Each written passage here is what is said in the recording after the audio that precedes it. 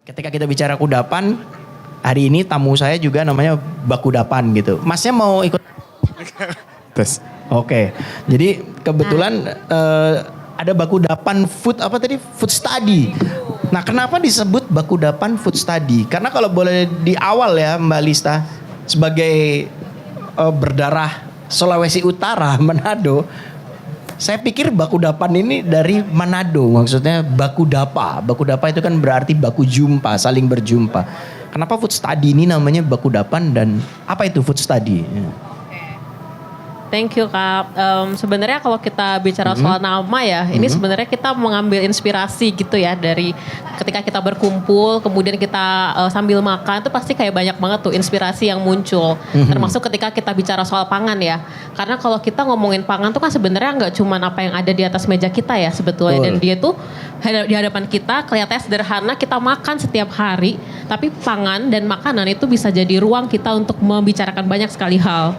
Hal-hal yang ekonomi, sosial, politik, budaya. Jadi setiap hal yang berkaitan dengan kehidupan kita itu berkaitan dengan pangan gitu. Dan ketika kita membicarakan lihat makanan itu rasanya lebih asik, lebih tadi berkumpul ya, kita ngobrol-ngobrol gitu. Karena dari Bakudapa sendiri kita Bakudapa berkumpul dan ada kudapan dan makanan. Tetapi makanan tidak hanya sebagai objek makanan yang kita kemudian konsumsi, tapi dia adalah sistem pangan itu sendiri gitu. Jadi kita mencoba untuk menjadikan Bakudapan sebagai ruang sebetulnya untuk belajar. Kenapa food study group? Karena memang kita sebetulnya kelompok belajar ya. Jadi cara kita belajar tuh macam-macam. Kita biasanya baca bareng atau nonton bareng, atau kita juga melakukan kolaborasi gitu dengan teman-teman komunitas dari berbagai tempat gitu. Kenapa? Karena kami yakin bahwa ketika kita membicarakan soal pangan itu kita nggak bisa melakukannya sendiri gitu. Kita harus ngobrolin kalau ngomongin soal produksi, sampai ngomongin soal konsumsinya, bagaimana setelah itu kemudian menjadi waste, kemudian diolah gitu. Kita harus selalu membicarakannya bersama orang-orang lain gitu. Jadi seperti itu sih, dan kita juga punya banyak cara sebenarnya untuk belajar. Kita punya misalnya cara kita belajar dengan makan bersama, dengan bahkan kita membaca arsip juga ketika kita juga punya misalnya penelitian yang membicarakan tentang propaganda politik pangan misalnya di era kolonialisme gitu. Terus kita juga kadang-kadang bikin pameran gitu, jadi untuk menyuarakan persoalan pangan ini ke publik yang lebih luas gitu. Atau kita punya juga permainan gitu, board game yang menjadi alat sebetulnya untuk membicarakan soal krisis pangan di sekitar kita gitu. Nah mungkin segitu dulu kali ya Kak ya. Tapi menarik ya bahwa kita bisa ngeliat bahwa pangan artinya yang disajikan di meja untuk kita santap, nikmati sama-sama. Gak hanya berperan sebagai pembuka berarti kan, tapi juga berperan sebagai ruh atau pilar pembicaraan itu sendiri. Bahkan bisa juga menjadi solusi. Apalagi kita tadi nyebut kata waste kan, artinya food waste itu sudah menjadi persoalan terbesar bila kita melihat berkaca pada apa yang terjadi di bumi ini kan. Kita tahu bahwa sisa-sisa makanan itu mampu menghasilkan gas metana yang jumlah perkaliannya itu lebih dibanding polusi yang terjadi atau mungkin jejak karbon yang kita produksi gitu ya. Itu kaitannya sama bumi gitu, dan kita melihat bahwa 22 April kemarin Hari Bumi. Nah sebelum kita ngelangkah lebih lanjut, boleh nggak nih saya tanya nih sama 4 tamu saya yang hadir, itu apa sih makna Hari Bumi sebenarnya? Apakah ini sebuah perayaan ataukah ini sebuah momen untuk berkontemplasi? Mungkin Ibu Wida bisa menguraikannya lebih dulu Bu. Ya kalau dari saya pribadi, Hari Bumi itu ada kaitannya dengan bagaimana kita bisa tetap hidup di dunia ini gitu ya. Dan bumi itu pasti adalah bagian yang menghidupi kita gitu. Makanya kenapa bumi dikatakan sebagai ibu gitu ya. Karena dia nurturing ya, seperti sifat-sifat seorang ibu gitu. Kebetulan juga dekat ya sama Hari Kartini ya. Mungkin nyambungin itu, kalau di tempat kami ada ibu, ada bumi, ada pangan. Itu ada benang merah yang kita nggak bisa putuskan karena dari bumi itulah kita mendapatkan tadi makanan, bakudapan ini semua dari bumi gitu. Jadi kudapan bakudapan sambil berkumpul kita makan ya.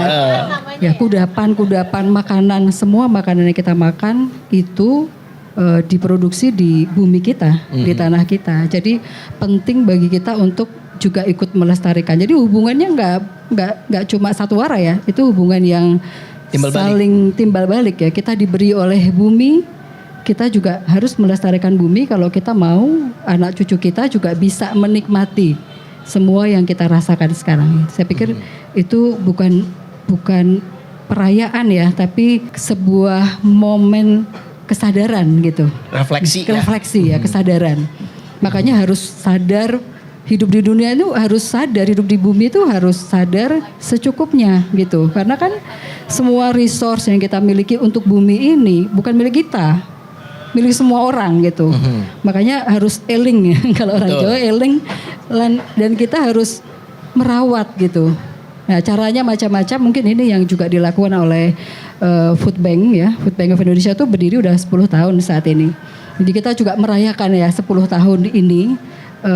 Peran kita dalam ikut melestarikan ini dengan menyelamatkan lebihan pangan. Kami nggak bisa mengatakan sisa ya, karena sisa itu ini persoalan bahasa ya Mas. Nanti orang merasa tidak terhormat ketika diberi sisa-sisa, tapi itu bukan sisa makanan, tapi itu kemubaziran pangan yang kita melihat bisa jadi potensi untuk menyelamatkan manusia yang lain. Itu peluang gitu. Untuk untuk menambal agar kesejahteraan itu menjadi genap ya Bu ya. Genap betul. Okay. Dan juga termasuk memikirkan bahwa di dalam makanan semua yang kita nikmati ini ada hak-hak orang lain gitu loh. Gitu. Ada orang lain yang punya hak ini. Kalau kita nggak menghabiskan sebenarnya ya kita mengambil hak orang lain. Betul. Gitu. Dan itu yang tadi mungkin Mas sampaikan akan menjadi gas metan dan segala macam terbuang sia-sia, mubazir. Itu yang sebenarnya kita coba selamatkan gitu ya. Supaya tidak mubazir, maka habiskan makananmu gitu kan. Dan ketika ada sisa atau apa, ada beragam cara agar kita tidak menghasilkan tadi gas metan. Depan saya, ini sohib saya, tesis Nirmala ini selalu kemana-mana itu nol sampah. Sampai namanya aja dulu zero waste, campaignnya tesisnya Zero Waste Adventure. Saya pernah dalam satu kesempatan lagi sama Mbak Siska, karena dia selalu Zero Waste Adventure, dipikir si hostnya saat itu mbaknya Mbak Zero gitu namanya. Dipikir namanya Mbak Zero gitu. Siska bisa ceritain nggak? Tadi kan Bu Wida nge-mention soal bahwa kita dengan bumi itu nggak hanya satu arah, tapi kita dua arah gitu kan. Kita memberi balik gitu. Nah di sini upaya Tesiska dengan nol sampah itu seperti apa sih maksudnya? Ya, makasih Mas Ramon. Ya aku sepakat ya tadi sedikit soal Hari Bumi itu bukan perayaan tapi refleksi. Nah bicara soal refleksi, sebenarnya dulu aku juga orang yang sangat awam sama masalah sampah Mas Ramon. Maksudnya dulu boro-boro ya mikirin sisa makanan tuh akan menghasilkan gas metan, berdampak sama krisis iklim dan sebagainya. Dulu aku sangat awam sama itu. Tapi ternyata pintu masuk aku, pintu masuk aku untuk kenal, lebih menyadari soal masalah ini ternyata pintunya lewat kegiatan bertualang gitu, adventure. Karena dulu aku punya ketertarikan dengan berkegiatan di alam bebas. Dan sebenarnya itu kan pintu masuk yang sangat mendekatkan diri kita ya sama alam gitu. Kita main di gunung gitu ya, masuk ke hutan. Itu kan sebenarnya sangat dekat, tapi kenapa kita sangat jauh dengan isu itu. Nah kebetulan dulu mungkin momennya saya dapat di tahun 2010 naik Gunung Rinjani, gunung terindah di Indonesia yang memang indah banget. Tapi juga sampahnya luar biasa, nomor 1 kayaknya di Indonesia ya. Dan itu masih sampai sekarang gitu ya permasalahannya. Di momen itu saya berpikir kayak, saya senang dengan kegiatan ini tapi saya juga ikut berkontribusi sama masalah sampahnya. Meskipun dibawa turun tapi ternyata juga jadi masalah di kaki gunungnya. Nah itu yang jadi pintu masuk saya. Kalau tadi kan bakudapan pintu masuknya dari makan bareng gitu ya. Cek. Pintu masuknya dari makan bareng. Jadi pintu masuk tuh bisa dari mana aja gitu pintu masuk kesadaran itu ya Mbak. Nah saya sangat bersyukur saya dikasih kesadaran itu ketika pas naik Gunung Rinjani. Nah dari situ baru belajar banyak soal apa sih sampah tuh gimana sih, apa permasalahan yang dihasilkan dari situ, apa yang bisa kita lakukan. Makanya dulu ketemu konsep zero waste. Sebenarnya zero waste sendiri kan merujuk ke gaya hidup ya di keseharian sebetulnya daily. Gimana kita meminimalisir sampai sebisa mungkin nol. Sebetulnya nol itu juga nggak yang benar-benar saya hidup tanpa kantong plastik sama sekali. Misalnya saya sangat anti dengan plastik. Semua harus berbahan kaca gitu ya. Kaca juga ada Unsur plastiknya. Ya, unsur plastiknya. Jadi sebenarnya bukan anti plastik tapi lebih ke bagaimana kita berkesadaran dalam konsumsi, nggak cuman menghabiskan makanannya, tapi setelah itu sisa konsumsinya gimana? Kalau ada plastik harus diapain? Kira-kira kayak gitu. Nah tadi praktik-praktik nerapin zero waste itu saya terapin di keseharian, tapi juga saya bawa ke kegiatan bertualang. Nah sebenarnya kegiatan bertualangnya sejak 2010 itu sampai sekarang saya memilih kegiatan bertualang sebagai metode aja sih. Jadi saya hobi tapi itu adalah metode saya untuk membicarakan isu yang lebih kompleks. Karena kayak tadi ya ngomongin makanan tuh ternyata ada politik di belakangnya. Misalnya ada rantai pasokan makanan yang waduh kalau diobrolin bisa berat. Kayaknya saya kalau ngobrol sama dia bisa 14 SKS kita ya. Kayak Kita banyak hal. 14 episode juga 14. bisa ini gue jabanin gitu kan. Jadi ada banyak hal yang bisa digali. Nah ternyata kan dari sesederhana makan aja bisa banyak hal yang kompleks yang kita pelajarin. Nah dari adventure juga sebetulnya gitu. Jadi orang kalau kayak saya dulu awam gitu ya udah naik gunung turun lagi capek terus pengen naik lagi ya udah gitu. Dia nggak bawa ilmu apa-apa atau kesadaran apa-apa. Tapi kalau dengan tadi metodenya naik gunung tapi kita bicarain sampah gitu. Itu lebih masuk ke anak muda. Kan istilahnya tuh ketika kita mendaki gunung, ketika bertualang di kegiatan luar ruang, turun bawa kembali sampahmu itu adalah hal yang baik. Ya. Tapi alangkah lebih bijak bila tidak membawa sampah sama sekali. Yes. Itu yang menyebabkan saya sebelum kenal sama Tesiska ya, intermezzo aja gitu. Jadi ketika saya sedang melakukan pendakian terus di rombongan itu ada Tesiska, saya segan gitu. Saya lebih baik agak jauh dikit, malu gitu kan.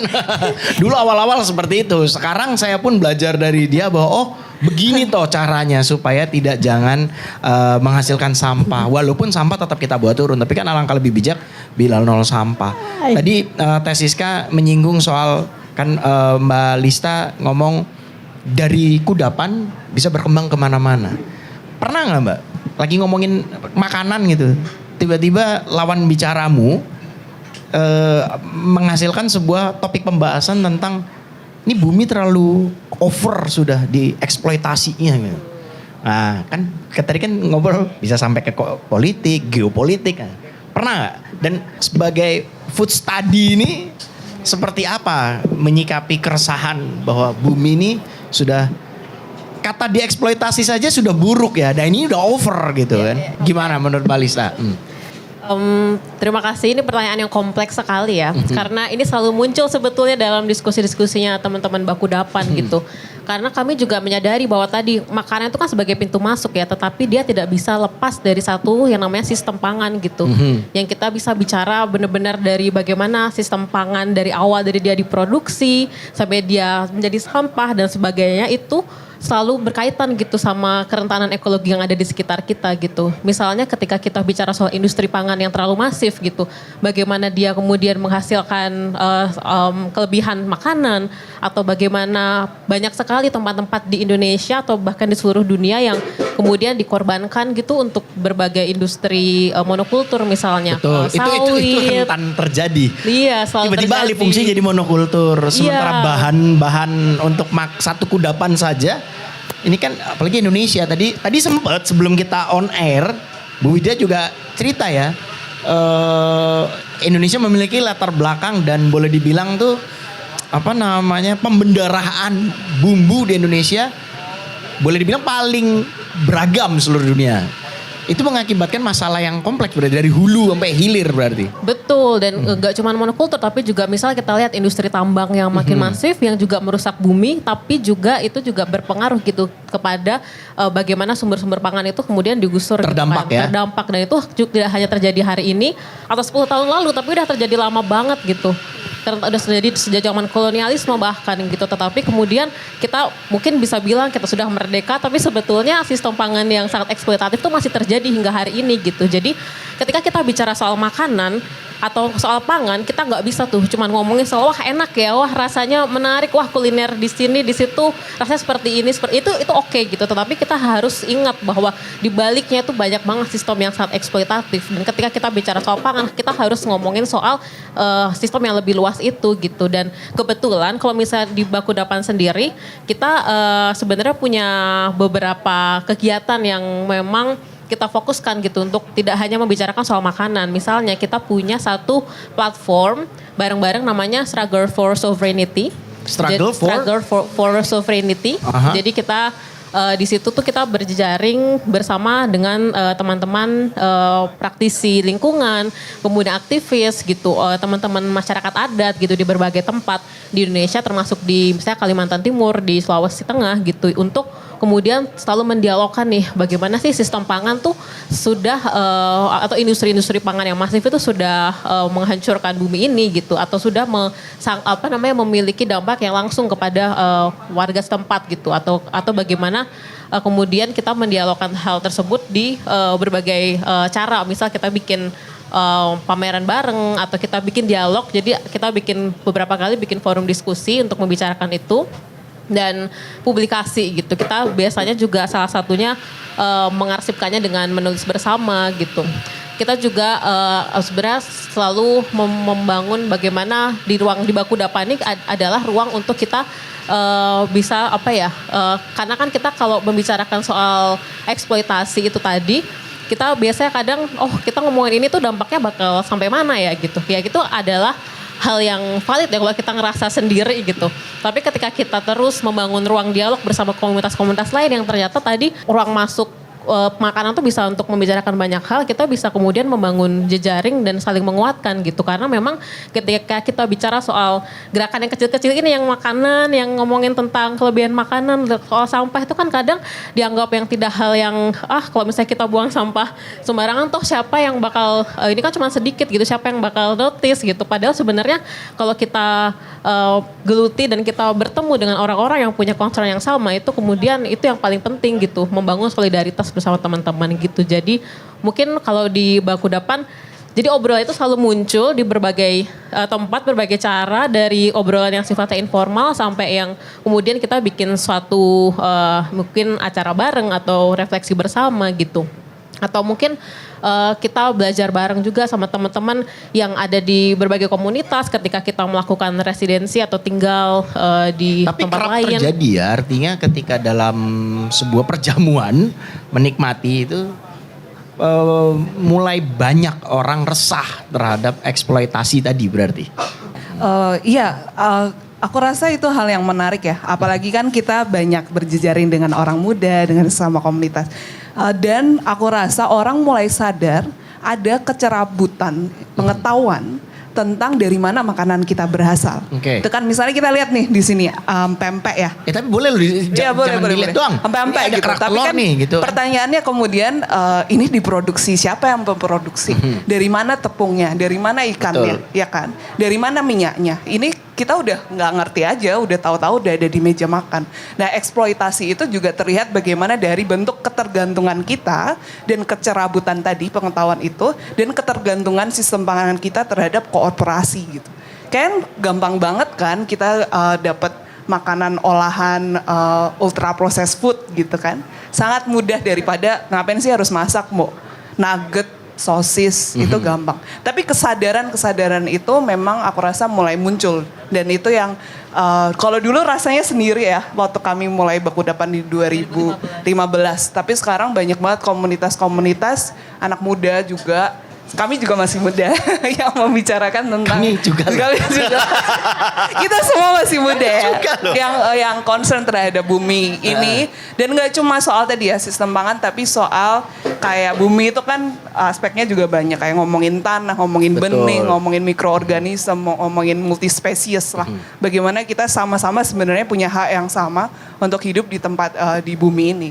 Kalau Bu Wida tadi kan sempat disinggung ya, saya penasaran juga Bu Wida bahwa dampak dari eksploitatif terhadap bumi ini kan berpengaruh dari bahan-bahan sumber pangan ini didapat gitu.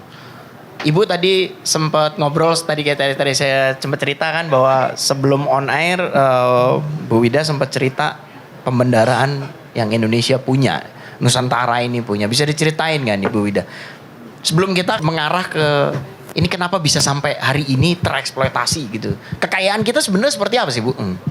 Kekayaan kita tuh luar biasa, Mas. Boleh pakai bahasa Rusia Bu? Kan sebagai Pokoknya ini. ya sedikit ya, apa ya, kalau orang Rusia bilangnya mnoga itu besar sekali, dan Oh. kita tidak menyadari bahwa itu kekayaan kita.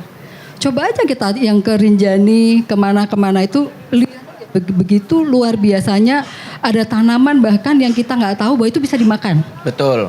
Itu sangat menyedihkan sih menurut saya. Jadi ini juga saya tahu ketika saya berkecimpung di food bank ini. Karena ternyata begitu banyak kearifan lokal yang kita nggak sadari gitu.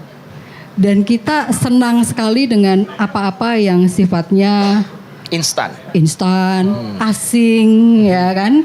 Itu sebenarnya kita dijajah itu. Tapi kita nggak sadar kalau kita dijajah. Jadi bahkan cita rasa kita dijajah gitu loh. Oke. Kalau kita pergi jalan, mungkin karena saya orangnya suka traveling naik motor kemana-mana ya. Wih. Kita jalan nih dari Pantura sampai Semarang misalnya ya. Kita sama-sama makan soto, rasanya sama nggak? Sama. Apa itu? Gurih. Berkuah. Ya iyalah soto Kalau pakai berkuah, kuah ya. ya pasti. Tapi gurih itu loh Mas, gurih itu kan sebenarnya bukan cita rasa kita. Bukan identitasnya Iya, berarti. kalau mungkin teman-teman Bakudapan pasti tahu ya, ada rempah di dalamnya. Yang harusnya rasanya tuh beda-beda di setiap kota ya, di setiap wilayah, setiap suku. Itu kalau saya datang ke satu tempat, wah luar biasa. Saya menemukan, misalnya saya di Medan menemukan andaliman misalnya. Dia dipakai untuk apa dan rasanya getir-getir beda sama yang dipakai bumbu di daerah lain. Tapi saya terlambat. Menyadari itu terlambat ketika usia saya sudah di atas 40 tahun ya. Padahal anak-anak muda ya dari kecil pun kita bisa mengajarkan mereka kekayaan ini. Makanya food bank, ya, kami yang mau jual bank pangan ya, itu melakukan upaya-upaya itu. Nggak cuma sekedar kalau mungkin di luar negeri kita menyelamatkan pangan dari supermarket kemudian membagikan kepada masyarakat. Ini persoalan logistik, tapi kita nggak bisa seperti itu.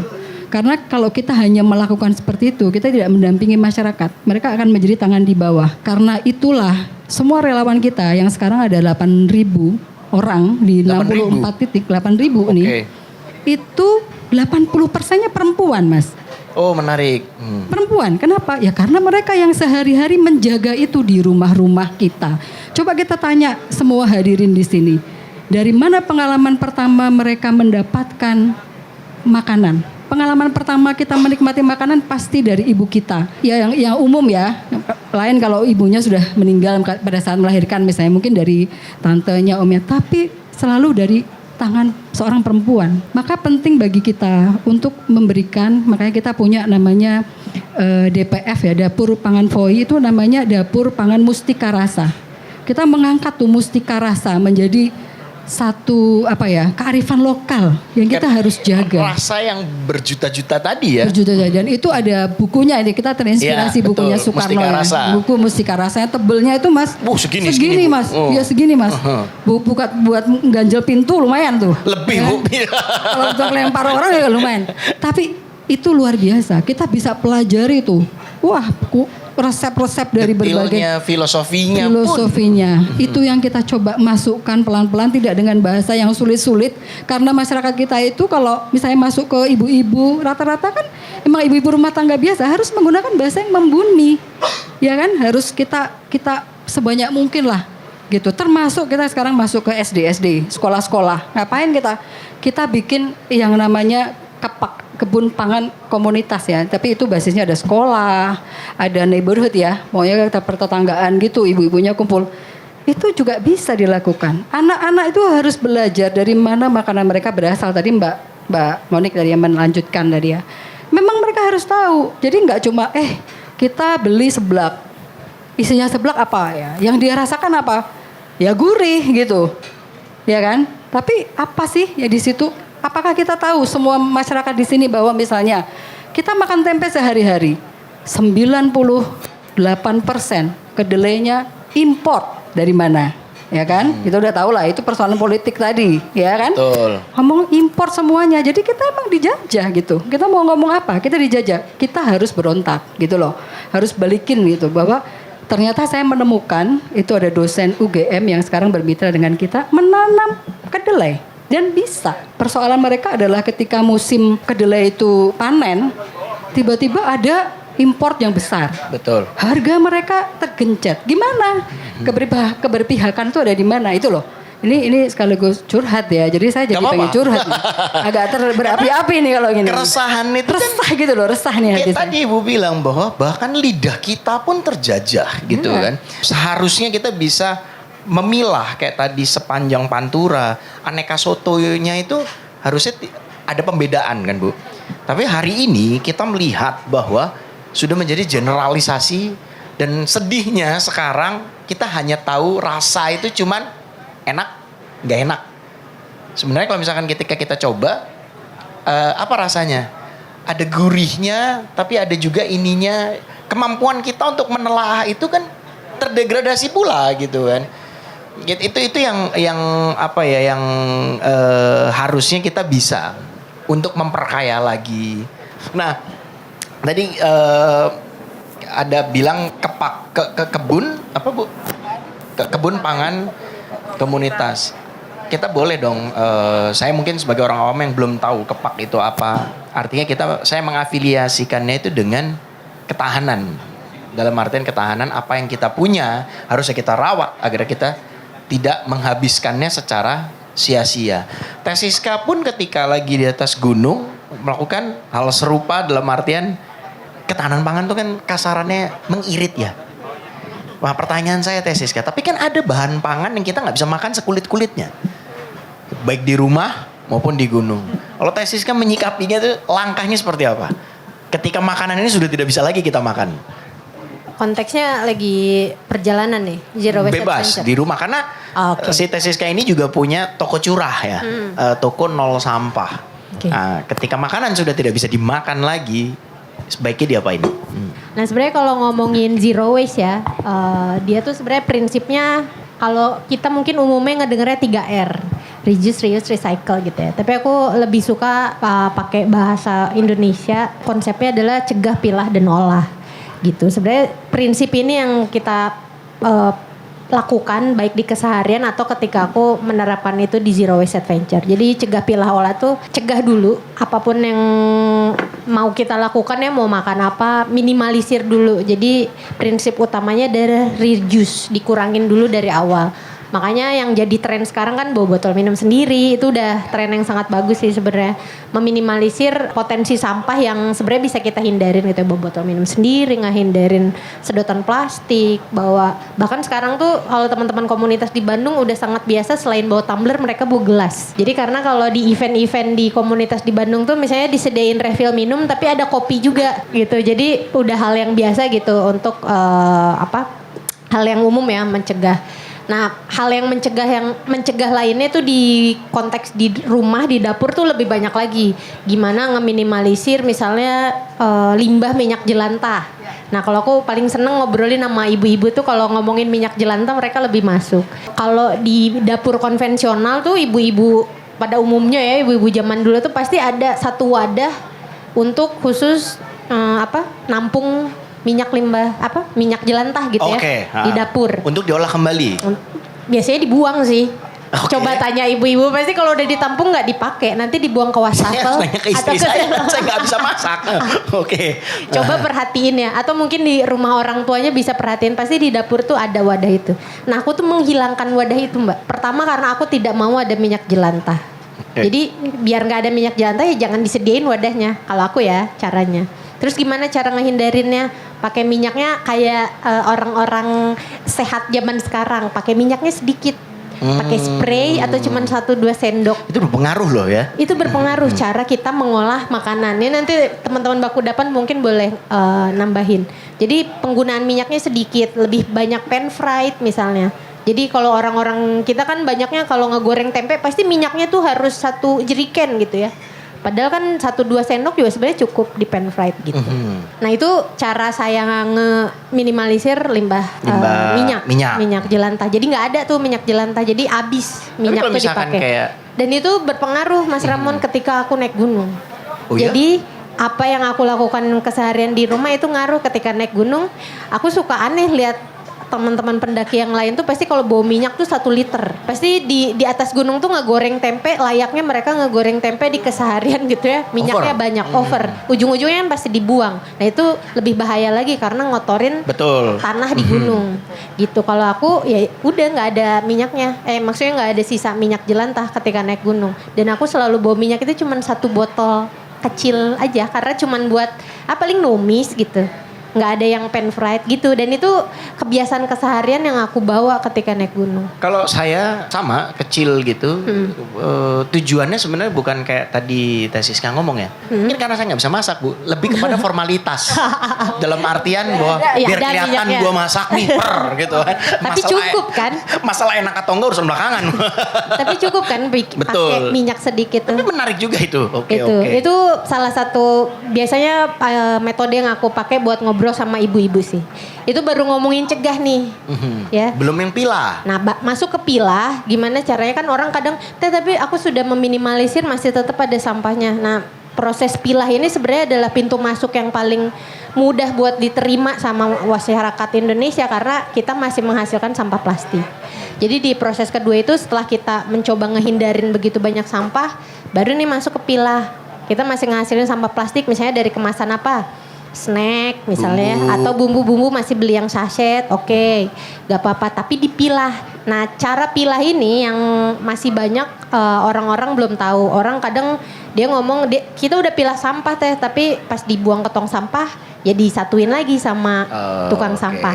Nah ini yang sebenarnya perspektif yang salah karena ketika teman-teman milah sampah, sampahnya jangan dimasukin ke tong sampah karena itu udah sampah terpilah, kondisinya bersih dan kering, dimasukinnya jangan ke tong sampah tapi di drop ke bank sampah dan atau waste management terdekat. Sebenarnya kita di urban ya di kota itu privilege-nya sangat bagus sekali karena sekarang udah banyak bank sampah dan waste management di Jogja, di Jakarta, di Bandung apalagi. Jadi sebenarnya nggak punya alasan nih aku buat nggak milah sampah karena yang nerima sampah plastik bening ada, yang nerima sampah jeriken ada, yang bahkan nerima sampah multi layer itu ada gitu. Itu bahkan bisa menjadi mata pencarian, menjadi nilai ekonomis kan bagi kawan-kawan pengumpulnya. Itu jadi nilai ekonomis dan bahkan jadi sekarang lini bisnis baru ya buat banyak startup gitu. Terakhir baru olah sendiri apa yang bisa kita olah sendiri di rumah. Nah salah satunya adalah sampah organik dengan cara dikompos. Kenapa ngompos sampah organik ini sangat penting karena sampah kita tuh sebenarnya 50-60% organik ya. Sisa kulit buah-buahan, potongan sayuran di dapur, makanan yang gak habis, sisa nasi di rice cooker yang kadang kering. Mas Ramon suka gitu gak? Kering terus jadi kering banget udah gak bisa dimakan terus direndam tuh pasti nasinya dibuang kan? Saya nggak tahu karena biasanya kalau saya lihat ada saya makan, saya makan. Lalu pas istri saya ngeliat, loh ini kan udah kering gitu kan? Atau mungkin apa makanan yang sudah kadaluarsa gitu? Pasti ada kan kejadian nih di dapurnya rice cookernya ada nasi kering pasti dibuang. Nah ini sisa-sisa makanan yang nggak kemakan ini dikompos. Mengompos itu menyelesaikan lebih dari 50% masalah sampah. Jadi kalau misalnya kita ngompos sendiri di rumah, peperangan kita sama sampah itu sebenarnya udah selesai 50%. Tinggal 50% sisanya itu adalah sampah plastik gitu. Ditambah lagi ada ekoenzim. Nah itu ekoenzim salah satu bentuk lain untuk ngolah sisa organik. Sepakat nggak kalau saya bisa bilang bahwa nih Bu Wida, Teh Siska, Mbak Lita, Mbak Monica, dari cegah, pilah, sama olah, yang paling vital itu sebenarnya cegah. Bagaimana kita bijak memilih perlu dibeli atau tidak, perlu dikonsumsi atau tidak. Karena kita nggak bisa dipungkiri ya teman-teman semua bahwa kita telah memasuki era di mana ini sebuah era yang disebut dengan era antroposen. Manusia jumlahnya, populasinya di bumi sudah hampir mencapai 9 miliar gitu kan.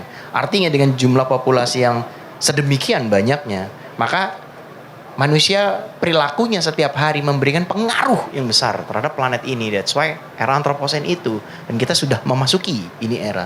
Bener nggak kalau misalkan saya bilang bahwa apa yang menyebabkan perilaku kita ini berdampak ke bumi itu dari cara kita berkonsumsi, cara kita mengkonsumsi, baik itu pangan maupun non pangan. Bu Wida bisa diceritain nggak? Overkonsumsi kita hadapin itu sebenarnya seperti apa? Ini kalau ngomong soal cegah-cegah itu kan pasti ada hubungannya sama perilaku ya Mas. Betul. Dan saya percaya banget ya, namanya perilaku itu bisa dibiasakan. Karena dulu orang Jepang pun tidak seperti sekarang. Saya pernah belajar di sana ya dan tahu persis bahwa dulu sebelum Perang Dunia Kedua, mereka itu juga sama kayak kita ini.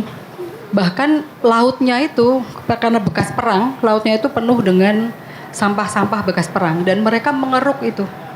Itu kan berarti ada kesadaran, ya kan? Nah, yang dibangun sekarang mungkin kesadaran kita ini, makanya kita ada di sini kan. Kita berarti ngomong dengan penuh kesadaran. Kita nggak mungkin ada di sini bila tidak ada permasalahan. Ya nggak ada permasalahan. Dan permasalahan itu sebenarnya ada yang tingkatnya rendah, sedang, tinggi. Skalanya. Tugas pemerintah membuat regulasi, ya kan, supaya ya dimudahkanlah bagi kita ini, karena sampai sekarang kita kayak Food Bank ini lagi mencoba mengadvokasi pemerintah supaya mengeluarkan regulasi terkait dengan kemubaziran pangan. Udah 10 tahun Mas, tapi nggak sukses. Karena nggak ada duitnya kalau masuk dalam undang-undang. Beda dengan misalnya undang-undang migas atau yang lain gitu. Nah itu sedih sih sebenarnya. Tapi kita akan terus mencoba, mungkin dengan petisi, dengan apa, supaya ada. Karena di sini kita kalau ngomong food waste, ngomongnya waste Mas, itu dia biasanya kalau dimasukin KLH, ngomongnya sampah. Padahal belum tentu menjadi sampah gitu loh. Itu kalau kita ambil dari supermarket atau dari pasar-pasar tradisional, itu semua masih bisa dimanfaatkan oleh manusia. Masih bisa diolah lagi Diolah. ya. Jadi kalau kita lihat hierarki food, ya penggunaan food ini saya nggak spesifik ngomong food karena memang bidangnya di food gitu ya. Ya plastik termasuk sebenarnya tidak boleh digunakan gitu ya. Bahkan saya sekarang udah nggak bawa plastik sama sekali. Nggak mau dari pedagang membawa plastik tuh nggak mau karena saya bawa tas sendiri gitu. Tapi perilaku itu kan bisa dirubah. Yang dulu orang pakai plastik sembarangan, sekarang lihat dari tas-tas kita yang sudah mulai sadar bahwa oh kayaknya kita nggak usah beli makanan dengan membawa dengan plastik dari pedagangnya. Kita udah ada yang kayak gitu. Dan banyak ya jumlah anak muda di kampus saya kan, kebetulan saya ngajar tuh. Itu mahasiswa saya cek tuh. Wah, itu ada 70% mereka membawa apa tuh tas yang bisa dibuka di recycle tas itu gitu. Artinya ada tumbuh kesadaran. Mengapa yang namanya makan ini juga food waste ini tidak bisa diberikan kesadaran itu pada setiap orang. Karena memang kalau kita ya, kalau di Indonesia katanya kan 14,7 ton ya sampah makanan per tahun itu gede banget loh. Dan itu organik datangnya dari rumah tangga. Artinya yang diberi kesadaran it's a family ya, keluarga gitu.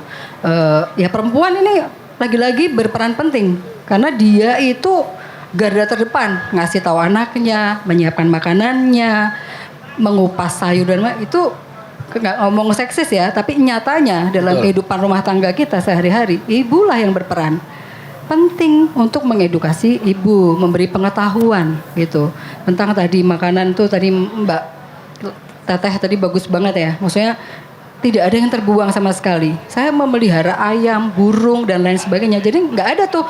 Kalau tadi sisa-sisa sedikit ya itu pasti dimakan ayam. Nggak ada. Agar tidak berakhir menjadi sampah. Tidak berakhir. Jadi kita berupaya sebisa mungkin nggak buang deh. Ya pertama perilaku di meja makan kita ini, ya kan dari kebun atau dari mana makanan kita berasal. Anak saya berhasil kok, saya beritahu itu. Saya ajak dia ke desa melihat bagaimana petani menanam padinya, ya kemudian pada saat panen dia ikutan. Banyak yang terlibat ya. Itu dibawa dari Kiarasari, ditransporter ke Jakarta. Itu semua adalah jejak karbon. Dia bilang, masa kamu tega sih ninggalin 1 sendok makananmu, 1 butir makananmu nak? Dia ngerti. Itu kita ngomong jejak karbon. cara kita memperoleh bahan makanan itu pun berpengaruh ya kan Iya. terhadap si jejak Iya, karbonnya ini gitu sampai kan. sini ini perjalanannya sangat panjang. Ini juga telur-telur ini dari ayam entah di mana tuh ayamnya yang Sebenarnya ketika kita memahami situasinya, kita memahami bahwa ada journey di situ, ada sebuah perjalanan, pengembaraan si bahan ini tadi ya, mulai dari ditanam benihnya sampai dengan dihidangkan di meja makan. Ketika kita memahami journey tersebut, maka kita akan lebih menghargai berarti kan. Kita akan lebih menghargai yang namanya makanan ataupun benda-benda lainnya yang berpengaruh dalam hidup kita. Saya sedikit ngelompat ke Mbak Lita, Mbak Monica ya, dari teman-teman baku dapan gitu kan. Bener nggak kalau kita bilang bahwa ini karena konsumsi kita terbiasa dengan yang serba cepat. Dari serba cepat bertransformasi lagi menjadi berlebihan gitu kan. Kita bicara tentang memilih mulai dari persoalannya kompleks nih Mbak. Lagi-lagi gue lempar persoalan kompleks nih untuk teman-teman baku dapan. mulai dari pemilihan bahan yang memilih yang serba cepat, kemudian konsumsi yang serba cepat sampai dengan konsumsi berlebihan. Itu kalau di food study baku dapan nih gimana nih? Tentu ya itu menurut kami permasalahan besar yang ngelihat gimana kita tuh punya banyak banget pilihan yang instan sampai kita tuh lupa gitu bahwa ada nih hal-hal yang terdekat nih sama kita gitu. Kita ngelihat petani tetangga kita, mungkin kita bisa nanam sendiri juga untuk pangan kita sehari-hari, menanam cabai, menanam terong, yang itu sebetulnya tidak sulit gitu ya. Maksudnya kita punya tanahnya gitu. Cuman tadi pengetahuan kita tuh sudah sangat dijauhkan. Mungkin kita sebenarnya pengennya nggak jauh ya, tetapi misalnya nih sistem pendidikan kita juga sudah dari kecil menjauhkan kita sama pengetahuan soal pangan, pengalaman tubuh kita juga secara langsung dan tidak langsung dijauhkan dengan kita tidak punya lagi akses kepada tanah gitu. Kalau itu bisa lagi kita kemudian hubungkan tadi misalnya dengan pembangunan yang masif, kemudian kita tidak punya akses lagi, kita tidak bisa melihat kebun, jadi kita sudah secara tubuh aja tuh sudah dicerabut gitu. Dan kalau tadi mungkin menghubungkan dengan yang di awal ya, bagaimana kita mau membicarakan soal merawat bumi gitu. Kalau menurut saya juga bahwa merawat bumi itu bukan lagi sebagai wacana ya kita rawat bumi gitu, tapi sesuai dengan Kak Wida, dengan Kak Siska, merawat bumi itu adalah laku yang dia diakumulasikan dari apa yang kita lakukan sehari-hari gitu, dan itu semua tidak instan. Kita sudah terbiasa dihadapkan sama hal-hal yang instan sampai kita tuh lupa gitu bahwa perilaku kita dalam merawat bumi itu tidak bisa instan, karena kita tuh nggak cuma merawat bumi loh, bumi itu sejak kita lahir, sebelum kita lahir sudah merawat kita gitu. Kadang mungkin perspektif itu yang kayak kita juga perlu pahami ya sebelum kita kayak bicara seolah-olah merawat bumi itu sulit sekali, padahal itu adalah hal yang harus kita lakukan karena bumi udah ngerawat kita gitu. Kayak kita bicara soal misalnya tadi kita sering ngomongin soal kita menolak nih kita bagaimana ya caranya menolak industri sawit gitu. Kita bicara langsung ke hal-hal yang sangat besar misalnya, padahal kita bisa melakukannya dari hal-hal yang sangat kecil yang sederhana, mengurangi atau bahkan tidak menggunakan minyak misalnya ketika kita memasak gitu. Atau ketika kita bicara soal bagaimana permasalahan sampah di dunia ini, itu tuh tidak bisa kita bicara soal sistem yang sangat besar dulu. Kita harus mulai dari kita sendiri gitu, kesadaran yang dimulai dari pribadi, tapi tidak cuma pribadi, tapi bagaimana kita juga bisa mengamplifikasi atau menyebarkan kesadaran itu kepada teman-teman di sekitar kita gitu. Dan menyebarkannya ya harus lewat berbagai cara gitu. Kalau misalnya dari Bu Ida, dari Kak Siska, misalnya dengan tetangga di sekitar, dengan para ibu-ibu gitu. Misal kalau di Baku Dapan kita berusaha gitu membangun dialog gitu dengan berbagai komunitas gitu, dan kita juga itu mungkin ya, dan mungkin hal-hal yang sederhana lainnya misalnya dengan kita bicara soal bagaimana menyadari, jadi kesadaran tuh bisa mulai dari hal yang sangat kecil ya, ketika kita makan seperti kata Monica tadi, kita sadar dari mana ini makanan berasal gitu, karena dia tidak tiba-tiba digoreng atau tiba-tiba diolah gitu, tapi dia mengalami perjalanan yang sangat panjang gitu. Kalau kita runut tadi bisa sampai 14 SKS ya mungkin ya, kita bisa ngomongin soal pangannya berasal dari mana, kita ngomongin soal impor dan ekspor, dan kebijakan itu sudah berlangsung sejak lama sekali. Kita ngomongin tentang alih fungsi lahan, kenapa kita tidak punya pengetahuan tentang dari mana sumber makanan kita berasal, hilang, itu juga tidak instan ya, itu kita kehilangan akses gitu. Bahkan mungkin sistem pendidikan kita yang melihat pangan hanya sebagai bagian dari industri misalnya, bukan bagian dari keseharian kita, itu mungkin ya kalau dari aku. Karena memang Mungkin Mbak Monica mau nambahin? Tadi selain tadi konsumsi berlebihan, sekarang juga ada model konsumsi baru karena ada kesadaran tentang zero waste ya, yaitu konsumsi hijau. Oke. Ya kan? Nah, itu juga menarik karena timbul permasalahan baru dong. Kamu boleh mengkonsumsi kalau itu hijau. Tapi kemudian hijau pun itu ada banyak hal yang bermain di situ gitu kan. Apakah yang hijau itu benar-benar hijau? Apakah apa itu hijau? Ya kan. Jadi menurut kembali lagi kayaknya kalau menurut saya poinnya adalah bukan kemudian mengkonsumsi hijau, tapi memang kita harus mengurangi, udah saatnya kita mulai sadar dan mengurangi konsumsi kita gitu. Supaya tidak berlebihan dan tidak kemudian ini green kok, is okay gitu. Yang katanya green, akhirnya Katanya memunculkan persoalan anak-anak persoalan lain gitu kan, turunannya gitu. Kalau Bu Wida dampaknya sebenarnya apa Bu kalau dari sudut pandang Bu Wida dan karena kan bersama kawan-kawan Food Bank pasti kerap menjumpai persoalan tadi berlebihan.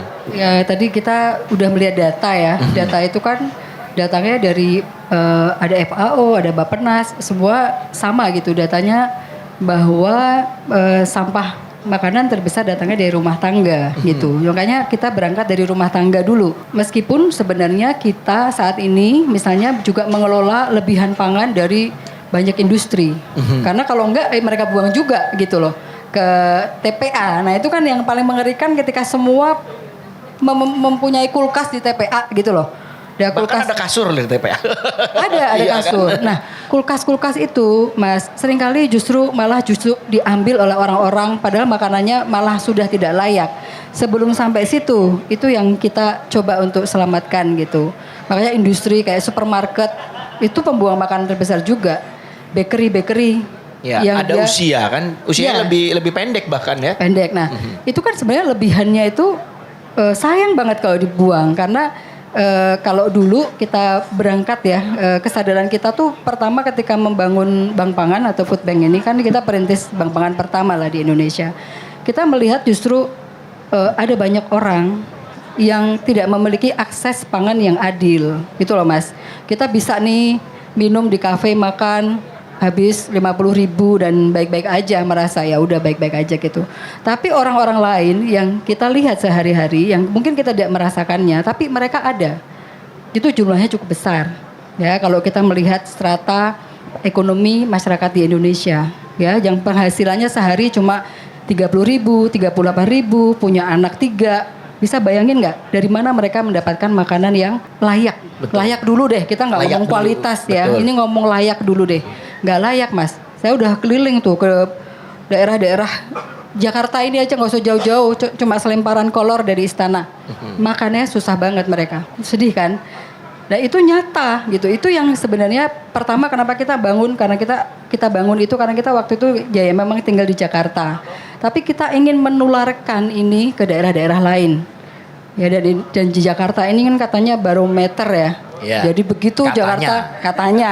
Bu. Yang lain-lain ikutan. Oh iya ternyata ada lebihan pangan. Itu itu mengkerdilkan kota-kota lain ya. Nah iya karena pemikirannya hanya sebesar Jakarta aja. Bahkan kebijakan-kebijakan pemerintah sebesar Betul. Jakarta aja yang dipikirkan. Padahal enggak. Daerah-daerah lain punya banyak persoalan juga yang sama gitu. Artinya kan faktor adil tadi ya. Kita Betul. bicara bahwa makanan yang layak. Betul Mas, adil tadi.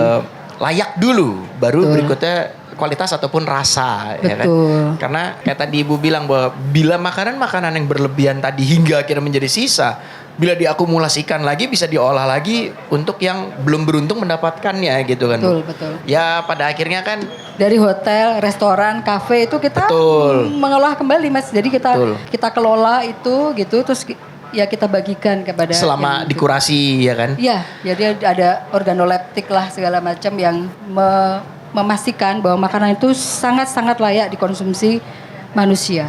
Kita melihat persoalan tadi bahwa overconsumption, perilaku konsumsi manusianya yang berlebihan ini menimbulkan banyak dampak yang berkelanjutan, dampaknya pun berkelanjutan gitu kan, dan memunculkan persoalan-persoalan pelik lainnya.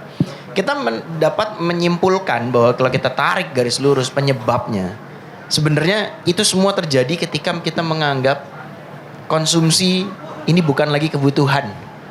tapi hanya mengedepankan hasrat belaka. Saya taruh di tengah meja, ini mic-nya. Siapa yang mau jawab duluan? Bagaimana melihatnya nih? Bahwa ini adalah hanya hasrat belaka. Ataukah salah? Ternyata jawabannya bukan cuma hasrat. Ada yang lain. Siapa yang mau menjelasin duluan? Resiska, Monica, Bulista? Iya, bahwa konsumsi itu bagaimana kita mengkonsumsi itu sudah bukan lagi kebutuhan, tapi ini hasrat tuh menjadi paling utama sekarang gitu. Ya aku sepakat sih, emang ada Nggak cuman makanan ya? Ya nggak cuman makanan semua ya, konsumsi barang juga banyaknya kita terbawa kepengen aja gitu untuk BM aja gitu, atau bahasa anak-anak sekarang tuh apa ya? Aku pernah ngobrol dengan beberapa orang gitu ya.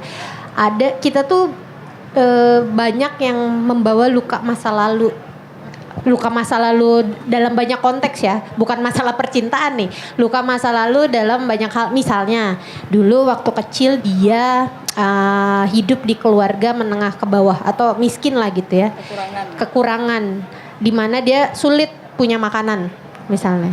Ketika udah dewasa dia punya uang, dia ingin kulkasnya penuh. Oke. Dia ingin kulkasnya terisi karena takut ya dia kekurangan lagi. Itu bisa jadi ada secara psikologis dari luka masa lalu. Itu dari makanan. Yang kedua tadi dari luka masa lalu, kemiskinan juga bisa jadi faktor Barang. Barang. Banyak orang-orang yang dia terjerumus jadi hoarders. Pengen doang. Hoarders, numpuk barang karena bisa jadi kebawa dari masa lalunya ketika masa kecil dia tinggal di rumah ibunya, di mana dia menumpuk banyak barang. Orang tua, aku pernah baca ya, seorang psikolog dia membahas, jadi orang tua kelahiran 60, 70 ya, 50, 60, 70 yang lahir di era itu, mereka kan tinggal di era miskin gitu ya, ekonominya kurang bagus. Makanya mereka ketika semakin kesini, mereka tuh sulit sekali membuang barang karena untuk mendapatkan barang itu susah banget, Mas Ramon. Jadi kayak salah satu misalnya di keluargaku ya, ibuku tuh nggak mau buang, ada beberapa meja karena itu dia dapetin dari kantor dia yang sampai sekarang dia nggak mau lepas. Itu karena secara psikologis dia sangat terikat sama barang itu. Ada ini ya, kedekatan ya, emotional attachment. Kedekatan emosional, dan itu bisa berpengaruh sama anaknya yang ketika dia dewasa dia juga gitu sama barang tuh sangat dekat. Itu bisa jadi pertama. Yang kedua bisa jadi waktu kecil justru dia nggak punya apa-apa. Ketika dewasa udah bekerja punya uang, dia bisa beli baju. Itu terjadi sama banyak temanku. Waktu sekolah aku nggak bisa beli baju bagus, sekarang aku bisa beli apapun. Dia beli baju butuh 1 kali pakai, kebayang nggak? Setelahnya dia nggak mau pakai lagi. Itu di rumahnya numpuk banget, dan dia tuh nggak merasa bersalah karena kayak aku bisa membeli ini gitu. Nah itu itu sulit banget ya, karena secara psikologis mereka harus sadar itu mereka ada masalah secara psikologisnya, entah background masa lalunya apa. Nah sebenarnya perilaku berkesadaran ini sebenarnya bisa membantu untuk memulihkan itu sebenarnya, Mas Ramon. Sebenarnya salah satu luka masa laluku juga itu. Jadi dulu di rumah orang tuaku tuh banyak sekali barang. Jadi kalau aku adalah generasi yang luka masa lalunya justru jadi positif. Maksudnya makanya banyak anak Gen Z sekarang, Mbak, yang dia pengen pokoknya cita-citanya rumahnya minimalis. Itu jangan salah, secara psikologis pasti background masa lalunya mungkin di rumah keluarganya dulu dia tinggal minimalis. Ya, enggak, justru full hoarders, banyak barang. Jadi dia pengen pindah ke rumah yang dia leluasa dan lega gitu. Itu dari segi psikologis ya. Maksudnya itu sangat berpengaruh kenapa perilaku konsumtif kita tuh kayak gitu. Dan itu harus redam. Yang ngobatin siapa? Nggak bisa pemerintah kan? Itu secara individu loh. Makanya kalau aku melihatnya gaya hidup zero waste ini sebenarnya salah satu metode untuk kita belajar memahami kita kenapa nih, kita butuh apa gitu dengan kebiasaan konsumsi kita ya. Terus dengan semakin sadar, oh aku nggak butuh ini. Kenapa kok aku belanja terlalu banyak, overconsumption? Kenapa beli makanan tuh harus selalu dalam jumlah yang banyak, padahal aku hanya makan sepiring misalnya. Itu jadi hanya individunya yang bisa menyelesaikan masalah itu. Tadi kan tercetus tadi dari Monica ya, bahwa ada unsur healing di dalamnya. Nah, food study nih, bakudapan nih ya. Jadi jauh ya kita ke proses tapi menarik healing. itu. Ya. Itu panjang loh iniannya. Itu Bakudapan nih selama ini teman-teman melakukan food study kemudian akhirnya kan menjadi memahami situasinya, memahami problemnya seperti apa. Berdampak nggak ke pribadi kalian sendiri bahwa ini healing juga loh buat di gua. Kayak tadi Siska kan ngomong zero waste ini menjadi healing juga di gua gitu kan. Nah, kalau teman-teman Bakudapan Berdampak ya pasti. Iya. Karena kalau saya pribadi berdampaknya adalah dengan kita tadi kan kita dilabelin food study group gitu. Berarti harus ini dong konsisten dong. ya. Apa yang kita praktekkan atau yang kita bahas dalam kolektif dan yang tercermin dalam karya-karya kami dan juga dalam laku sehari-hari gitu. Walaupun tentu kayak Kak Siska udah kayak Siska Zero Waste itu kan kayak Mbak Zero. identitas gitu kan. Sampai dipanggil Mbak Iya Zero Mbak kan. Zero gitu kan. Berarti identitas gitu. Ada identitas yang melekat gitu. Terus itu juga kalau buat saya pribadi pun jadi satu hal ketika misalnya kita ketemu dengan komunitas gitu. Misalnya yang berdaya dari desa ngomongin soal laku-laku apa bagaimana kita berdikari gitu. Kita kan jadi sebagai anak muda yang tinggal di kota kok rasanya jauh. Nah, proses yang kami lakukan adalah dengan belajar, kami juga mencoba, yaitu berkebun sendiri. Ayo kita coba, kenapa sih orang berkebun? Kenapa kok orang ngomongin tanah gitu? Masalahnya apa gitu? Nah, daripada kita cuma ngomong, kita mempraktekkan, kita berkebun. Kok orang ngomongin soal misalnya zero waste gitu, gimana sih prosesnya? Kita juga melakukan gitu. Dan biasanya dengan belajar itu kami buat catatan harian. Untuk proses refleksi, kemudian bisa menjadikan tulisan atau bentuk-bentuk yang lain. Nah, karya-karya kami, laku-laku kami biasanya berasal dari hal-hal kecil sehari-hari yang seperti itu, yang sangat keseharian, yang kemudian membuat kami bertanya, posisionalitas kita tuh di mana sih? Gitu. Apa yang kita bisa lakukan untuk menyebarkan ini lebih luas gitu. Dan berdampak berarti Dan ya berdampak. Sangat. Sangat ya. Oke. Boleh. Iya, jadi kalau kita bicara lagi soal kelompok belajar ya, kita tuh selama ini kalau buat aku sendiri nggak cuma kemudian belajar gitu loh, tapi juga membongkar diri kita juga pelan-pelan. Meskipun tadi kalau misalnya kita bilang ya bahwa dunia kita udah penuh dengan hal yang instan gitu, untuk membongkar itu tuh ternyata hal yang tidak mudah gitu. Tapi ketika kita lakukannya dengan konsisten dan juga bareng-bareng, maksudnya selalu berefleksi bareng teman-teman, itu yang kemudian membuatnya menjadi hal yang meaningful gitu. Jadi kalau buat aku sendiri sih itu sangat-sangat nggak cuma mengubah perspektif ya, tapi juga bagaimana laku kita sehari-hari gitu. Termasuk misalnya soal tadinya misalnya dulu kita bicara soal sampah, soal mengompos gitu. Kayaknya baru mungkin 5 tahun ini deh aku baru misalnya belajar buat biopori di rumah sendiri gitu. Atau misalnya melihat sampah makanan ketika dia dicampur dengan plastik, kalau misalnya terlalu lama ada gas metannya dia bisa meledak. Hal-hal itu kan didapatkan ketika kita belajar dan kita ngobrol sama teman-teman ya. Terus dengan mendengar seperti itu, masa kita masih, maksudnya buat aku sendiri, masa masih menyampur sampah gitu. Kita udah dengar loh, ini tuh bisa bikin meledak, itu bisa merusak lingkungan kita juga masyarakat gitu. Terus kita bisa harus ngapain gitu setelah ini? Akhirnya mengubah ke keseharian kita juga gitu. Dan ngelihat juga gitu bahwa tadi soal ketika kita bicara soal overconsumption, itu kan kita juga sadar ya bahwa itu tuh juga hal yang bukan tiba-tiba semua produk ini ada nih di supermarket, ada nih di pasar gitu. Enggak, itu tuh sesuatu yang kita harus sadari bahwa itu dikondisikan gitu. Jadi kesadaran-kesadaran, misalnya sesimpel kita berjalan di supermarket gitu, melihat-lihat, kita juga kemudian ada kesadaran gitu, ini tuh barang-barang ini tuh dia punya perjalanan yang panjang banget loh gitu. Untuk bisa sampai situ ya. Iya, untuk bisa sampai situ. Dan ketika kita bicara soal perilaku konsumsi, tidak kemudian hanya soal individu, tapi juga itu dibentuk secara, nilai-nilai itu dibentuk secara kolektif gitu. Kita akhirnya tergantung sama pasar, kita tergantung sama industri, karena memang ada industri yang memproduksi itu gitu. Dan kemudian membongkarnya seperti apa? Ya nggak bisa sendiri gitu, kita selalu harus sama-sama dikuatin sama teman-teman gitu. Saling menguatkan di antara kami yang berdelapan. Kita ada berdelapan anggotanya. Itu saling menguatkan. Iya, Belum lagi yang 8.000 ya. Betul. Dan seperti kita ngobrol seperti ini pun buat saya sendiri tuh jadi sangat menguatkan gitu. Ada praktik-praktik yang sangat-sangat berdampak seperti ini gitu. Terus kita bisa apa yang bisa kita lakukan gitu untuk mengkataliskan wacana atau laku-laku praktik merawat bumi gitu. Jadi hal seperti itu sih. Jadi saya dan teman-teman tuh selalu suka ketika kita bertemu dan kita ngobrol, karena itu tidak hanya membagikan apa yang kita kemudian pelajari, tapi kami sebenarnya menyerap banyak sekali gitu dari pengetahuan, dari laku yang dilakukan, dari kakak-kakak di sini gitu.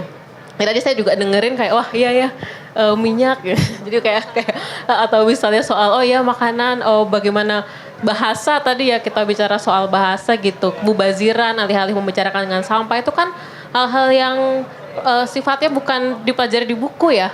Itu ada praktik yang sangat menubuh yang kita perlu pelajari ketika kita melakukan dialog gitu. Dan kemudian setelah berdialog tuh apa gitu. Setelah tidak hanya kemudian membaca, kemudian berdialog kan, tapi kita harus menubuhkannya itu kepada laku kita sehari-hari gitu. Nah itu sebenarnya lebih ke tantangan juga sih. Jadi kalau ngomongin soal apakah Food Study Group adalah satu label yang kami selebrasi gitu, justru kalau kami melihat itu sebagai tantangan terus gitu. Gimana kita bisa mempelajari ini, kita belajar tapi kita bisa menerapkan juga nih di kehidupan sehari-hari gitu. Dari yang paling sederhana gitu. Dan ini kan Bu Wida ya, mohon dikoreksi bila saya salah gitu Bu. Kayak bila kita bicara tentang pelestarian, kita bicara tentang tadi fenomena kemubaziran, kemudian kita bicara konservasi, bahkan makanan saja dalam tahap kita sudah memasuki fase bahan makanan ini juga harus dikonservasi kayak tadi kan. Rasa saja juga harus dikonservasi. Bila kita bicara tentang pelestarian tadi, sepakat nggak sih Bu Wida? Ini ada hubungannya dan saling keterkaitan tadi, seperti tadi saya bilang ke Monica bahwa terhadap kesehatan mental. Itu hubungannya seperti apa Bu? Kaitannya sama kesehatan mental. Kan ini healing juga, saling belajar ketika melihat persoalan-persoalan ini. Oh, ngerubah diri saya akhirnya. Betul.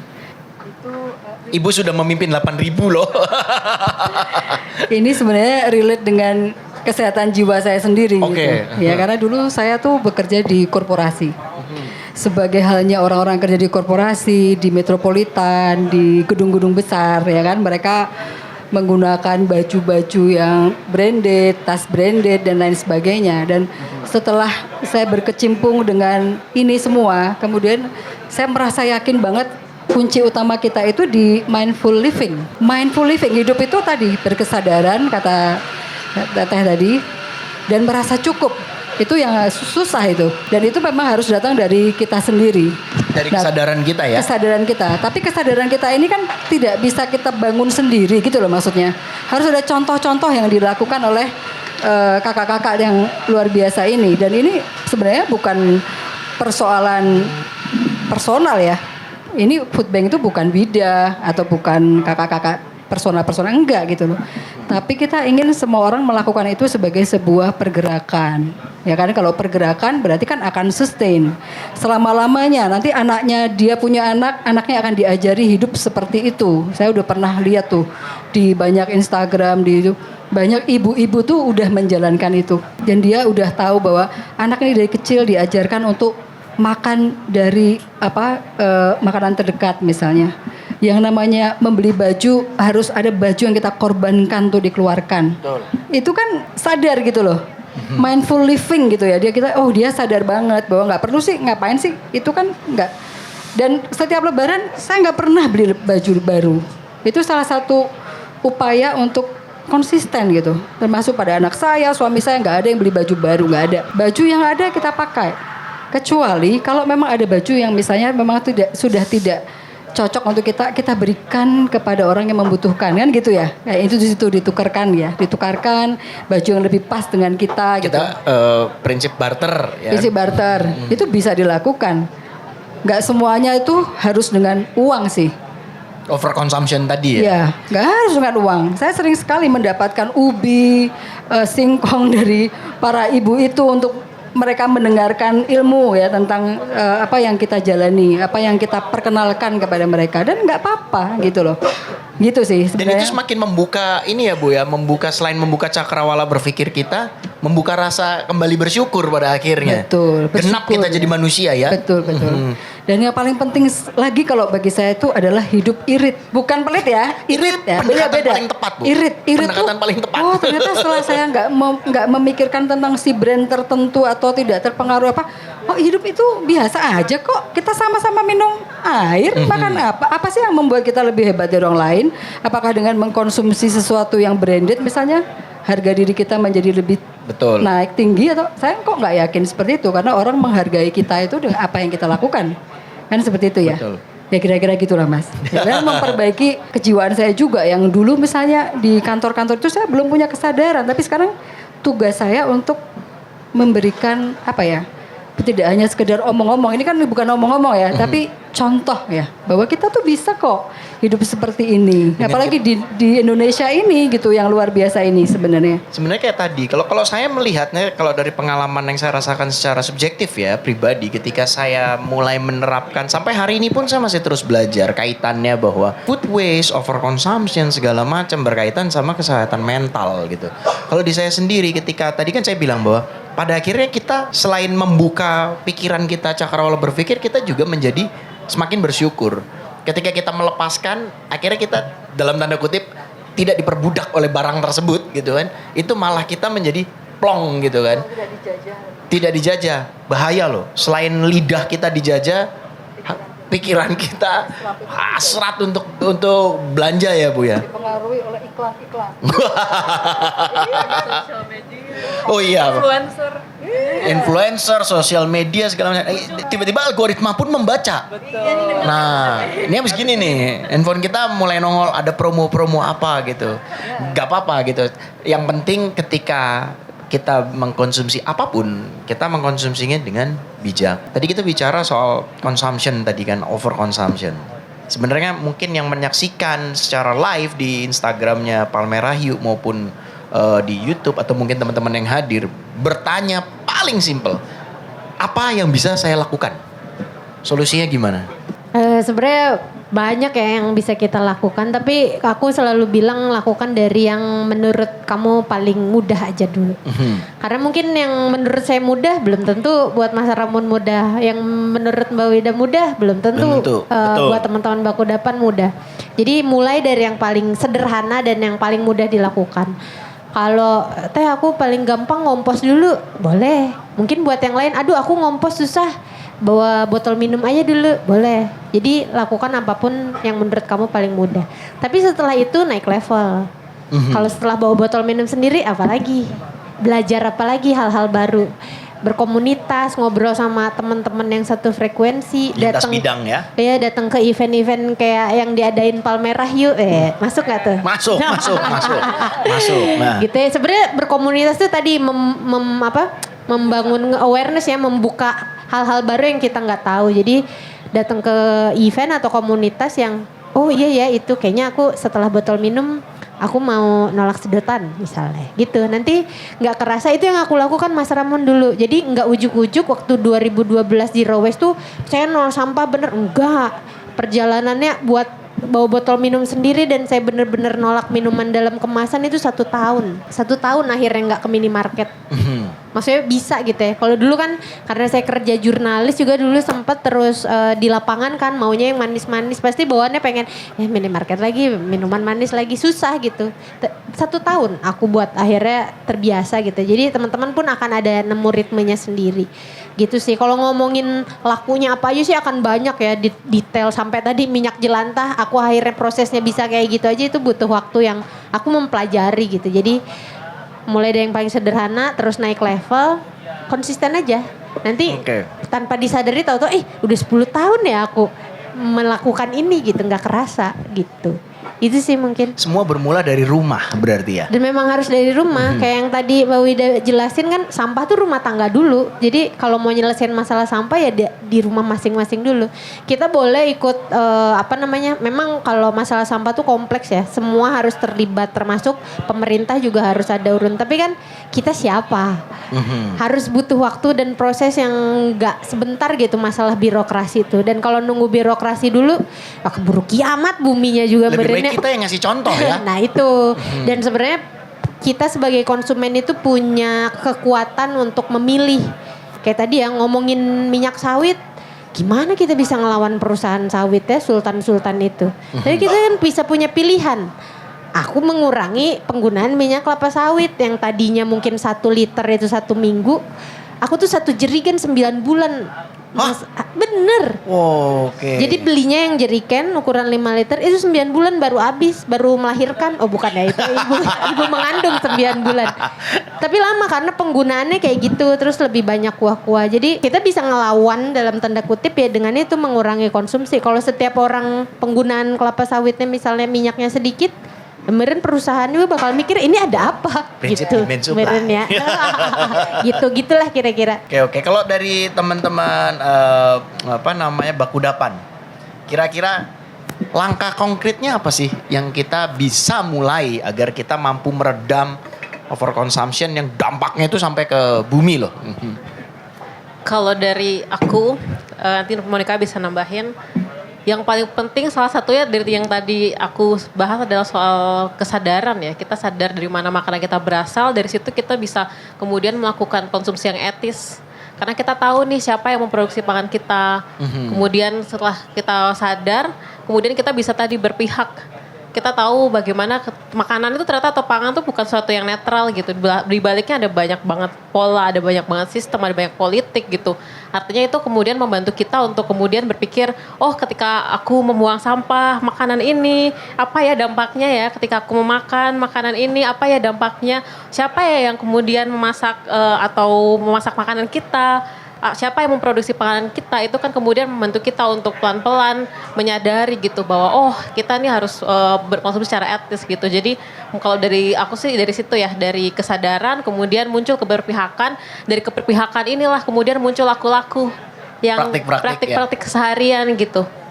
Mulai dari mungkin kita mulai menanam sendiri, kita mulai kemudian mencegah sampah plastik, kita bisa mulai mengurangi pemakaian minyak sawit misalnya kita bisa buat minyak kelapa atau kita bisa mengompos dan sebagainya. Itu sih, jadi laku itu tadi ketika kita mulai bilang ketika apa yang paling mudah buat kita. Nah sebelum itu mudah buat kita perlu untuk sadar dan berpihak dulu. Itu kalau dari aku. Mungkin Monica mau nambahin? Selain dari pangan kalau tadi ya soal ini, kalau aku biasanya cara aku mengerem itu adalah dengan bertanya lagi kepada diriku, aku butuh nggak sesuatu itu, barang itu, misalnya mau beli sesuatu ini lucu gitu kan, biasanya butuh nggak, kedua ini prioritas nggak, ketiga kalau aku nggak beli aku mati nggak ya, oh ternyata nggak gitu. Jadi ketika itu masih bukan prioritas dan ternyata itu nggak butuh-butuh banget, ya udah nggak usah dibeli gitu. Mungkin itu caraku untuk menanamkan kesadaran secara berulang-ulang dalam hal dalam konsumsi gitu, sewajarnya. Dan kalau bisa misalnya cari alternatif misalnya dari second atau barter, ya udah kita lakukan aja. Dari hal kecil ya. Dari hal kecil. Nah kalau Bu Wida juga ada, tadi kan kita tanyanya kan soal langkah konkret ya Bu. Lalu sedikit ada tambahan, mungkin Bu Wida ini kan yang paling jam terbangnya mungkin yang paling panjang nih dibanding kita nih. Pertanyaan tambahannya adalah gini Bu Wida, apa Bu yang bisa dipelajari dari sosok perempuan dalam menjaga kehidupan selain langkah-langkah konkret tadi Bu? Ya perempuan tuh menurut saya guru. Oke. Guru bagi alam ya, guru bagi anak-anaknya, guru bagi lingkungannya gitu. Jadi kita harus bersikap dan berperilaku benar gitu. Ya dalam hal ini kan kalau kita ngomong soal bagaimana kita melestarikan bumi, itu sebenarnya dengan contoh yang kita berikan orang bisa mengikuti. Kalau dari saya sendiri misalnya kayak belanja aja Mas, itu saya udah mindful banget. Belanja itu pakai catatan. Betul. Kalau nggak dicatat nanti offside. Ya, offside. Belanja pakai catatan. Jadi apa yang dicatat itulah yang kita butuhkan, yang kita beli. Jangan sampai itu kulkasnya udah belanja macam-macam, kulkasnya penuh, ternyata 3 hari nggak diapa-apain, terus itu membusuk misalnya. Ini kan contoh yang juga kita berikan pada anak-anak kita gitu kan. Terus tidak makan dihabiskan, itu sederhana. Semua Betul. orang bisa melakukan gitu. Saya kalau dalam reuni sering juga dibilang, nanti ada Wida loh ini. Saya jadi kayak polisi gitu loh. Ada Wida ini, Soalnya saya ribut banget nih kalau ada orang langsung pesen berapa banyak makanan langsung pesen-pesen gitu. Kadang-kadang dia nggak mikir gitu loh.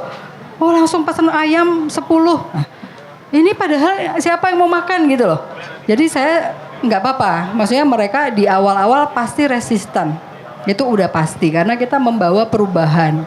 Sesuatu perubahan yang menurut mereka misalnya yang belum tahu atau belum berkesadaran tidak nyaman, ya kan? Tapi misalnya kayak bawa tempat minum sendiri itu kan menurut orang lain mungkin ngapain sih kayak gitu, orang ada di mana-mana gitu loh. Nah itu belum berkesadaran. Nah itu kita harus memberikan contoh gitu. Itu sih. Jadi perempuan menurut saya garda terdepan. Dia punya peran penting untuk bisa memberikan contoh ya. Teladan bagi ya keluarganya, ya terutama anaknya. Karena kalau kita ngomong soal tadi ya konsumsi berlebihan ya dan keberlanjutan ya sustainability itu tuh nggak lepas dari bagaimana kita mempersiapkan anak-anak cucu kita ini ya kan menghuni bumi ini loh. Maksudnya jangan sampai kita udah nggak ada, kita mati, tapi mereka tidak nyaman hidup di dunia ini karena mereka nggak punya pengetahuan. Jadi pengetahuan tuh nomor 1. Pengetahuan itulah yang akan merubah perilaku kita tadi karena tadi praktek-praktek baik ya, laku-laku baik sudah dilakukan karena mereka sadar dan berpengetahuan. Saya kira itu sih Mas. Artinya kita pun melihat ya bahwa mulai dari kearifan lokal yang dimiliki negeri ini, mulai dari para leluhur generasi jauh sebelum kita, mereka sudah menuturkan bahwa keberlanjutan itu adalah yang utama. Ya kan, mereka sudah menerapkan hal tersebut. Ketika lagi musim panen ini jangan dihabiskan, kemudian benih ditanam kembali. Prinsip lumbung pangan, prinsip bagaimana food estate, bagaimana menjaga ketahanan pangannya ini untuk generasi mendatang. Sebenarnya kita sudah diajarkan hal tersebut. Tinggal bagaimana kita mengaplikasikannya dengan di era yang sekarang. Dan saya tuh seneng hari ini, walaupun di awal cukup terintimidasi ya, karena ini Kartini masa kini yang boleh dibilang banyak memberikan manfaat di bidangnya masing-masing. Food Bank Indonesia, Bu Wida, terima kasih banyak. Semoga Food Bank terus memberikan manfaat yang lebih baik lagi. Teman-teman dari Bakudapan terus memberikan inspirasi. Mbak Zero terus menghasilkan yang nol sampah dan laku-laku baiknya. Kita melihat bahwa saya menyimpulkan hari ini saya mendapat pelajaran bahwasanya kita sama-sama bertumbuh, kita sama-sama belajar di sini. Maka dari itu tolak ukurnya awal mulanya kita harus memulai dengan kita sadar. Kita sadar siapa kita, di mana kita, mengapa kita ada di sini, kita sadar situasinya seperti apa. Kita mulai dari sadar terlebih dahulu untuk kita bertumbuh lebih baik. Lalu kita sama-sama belajar tadi, belajar lintas sektor, lintas bidang, untuk sama-sama kita ngebuka cakrawala yang sama. Karena kalau bicara kita kesehatan bumi, wah itu kompleks tuh ya kan, pelik. Ada sektor ini, kita sama-sama belajar bareng-bareng, termasuk sampai dengan hari ini pun saya masih belajar sama teman-teman kawan-kawan Kartini di era sekarang ini. Semua bermula dari rumah, semua bermula dari kesadaran kita. Dan setiap generasinya, kawan-kawan semuanya, saya selalu percaya, setiap generasinya mulai dari Kartini maupun sebelumnya selalu melahirkan para pemimpin-pemimpin maupun pergerakan yang revolusioner. Dan di hari ini kita melihat lagi, kita sama-sama belajar dari para kawan-kawan yang sudah melakukan hal-hal revolusioner yang bermanfaat dan tentunya berkesadaran. Waktunya saya pamit undur diri. Terima kasih Bu Wida, Mbak Monica, Mbak Lita, Mbak Siska. Semoga nggak kapok kalau kita makan-makan lagi di sini. Ini masih episode 1, masih ada 13 episode lainnya bersama teman-teman ini. Baik kalau gitu, saya Ramon Tungka, saya pamit. Kita ketemu di episode-episode berfaedah lainnya di Palmerah Yuk. Dadah.